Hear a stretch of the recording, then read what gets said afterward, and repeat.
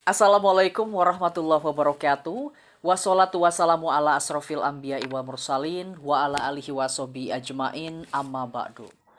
Prof. Neni yang saya hormati, mohon izin untuk memperkenalkan diri. Nama saya Iwan Sepriyadi, saya mahasiswa Magister Ilmu Komunikasi Universitas Islam Bandung.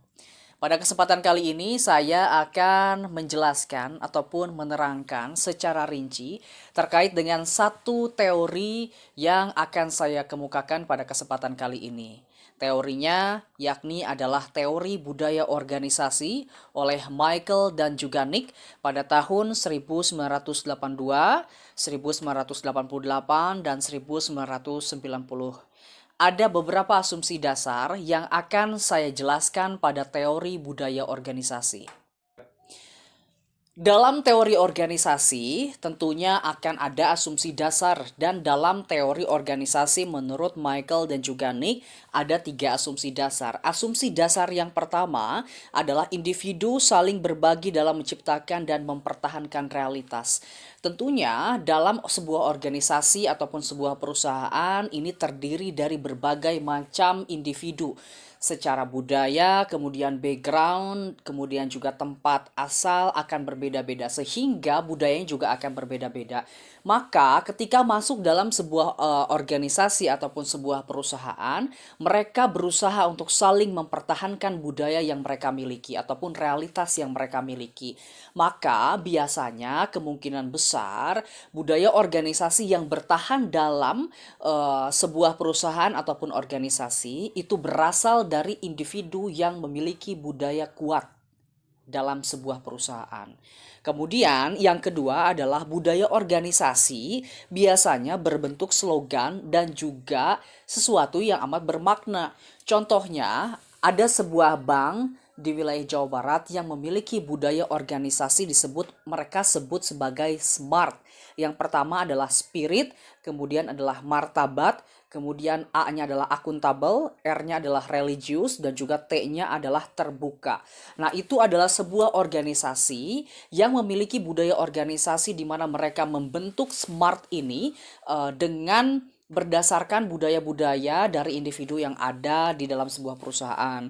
Kemudian, asumsi yang ketiga adalah budaya organisasi itu beragam, termasuk bagaimana pemaknaan dan interpretasi budaya organisasi tersebut. Contoh, dalam budaya spirit yang tadi saya sebutkan oleh bank tertentu, mereka memiliki slogan SMART, yakni spirit, martabat, akuntabel, religius, dan terbuka.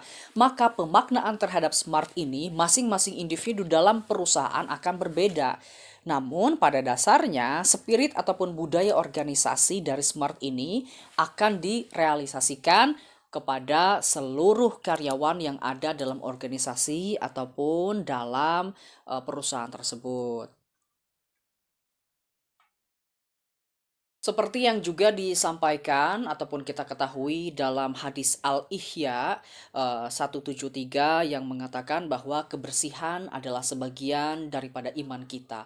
Maka berangkat dari hadis ini, kita juga bisa menjadikan hadis ini sebagai budaya organisasi kita dalam perusahaan untuk mengedepankan kebersihan dalam sebuah perusahaan ataupun organisasi. Maka melihat hal tersebut, banyak juga para ilmuwan yang mengatakan bahwa dalam budaya organisasi ada beberapa performa yang kemudian disampaikan oleh individu dan dipertahankan. Ataupun budaya organisasi ini juga memiliki performa. Yang pertama adalah performa ritual. Performa ritual ini adalah presentasi yang terus berulang dan juga teratur, disebut sebagai performa ritual. Sedangkan performa hasrat ini adalah kisah organisasi yang diceritakan oleh karyawan gitu sehingga menimbulkan sebuah rasa kebersamaan dalam sebuah perusahaan.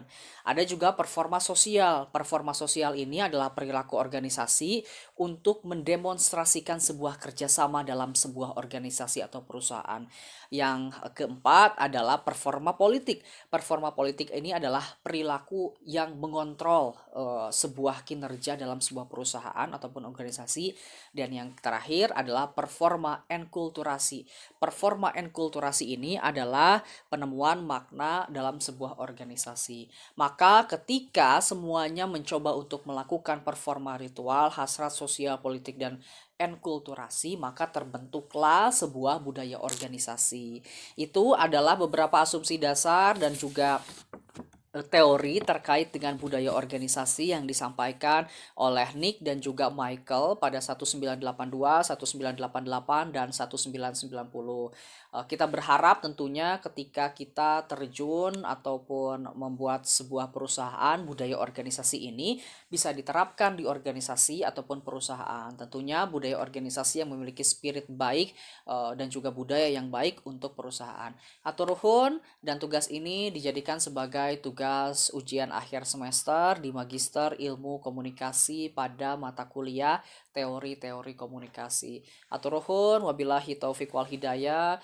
Wassalamualaikum warahmatullahi wabarakatuh.